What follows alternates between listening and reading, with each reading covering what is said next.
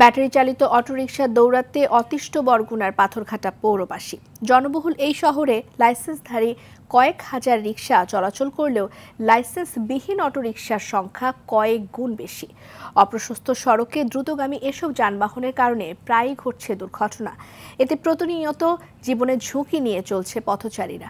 বরগুনা থেকে তাওহিদুল ইসলাম শুভর তথ্যচিত্রে জানাচ্ছেন নাদিরা সুলতানা। বরগুনার পাথরঘাটা যেন ব্যাটারি চালিত অটোরিকশার শহর।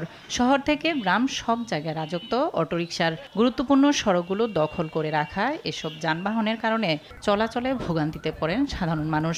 প্রয়োজনের তুলনায় অটোরিকশার সংখ্যা বেশি হওয়ায় প্রায়ই ঘটছে দুর্ঘটনা। কোনো সিগন্যাল তো বুঝি না, ওড়ে সিপার রাস্তায় দৌড়ে দৌড়ে মনে কোন ডাইনে বামে কোনো সিগন্যাল তারা বোঝে না। তারা রাস্তায় হুটহাট করে যখন ব্রেক করে আমরা রানিং গাড়ি নিয়ে তখন আমরা বিপদে পড়ি। অবৈধ যে যানবাহনগুলো আছে, যাদের কোনো সরকারি কোনো লাইসেন্স নাই, যাদের কোনো রোড পারমিশন নাই, এগুলো প্রচুর পরিমাণে জ্যাম সৃষ্টি করতেছে রাস্তাঘাটে এবং তারা রেকলেস ড্রাইভিং করতেছে। পাথরঘাটা শহরে দেখা যায় এটা রামরমা ভাবেই চলছে এবং বেপরোয়াভাবে চলছে, বেপরোয়া গতিতে চলছে।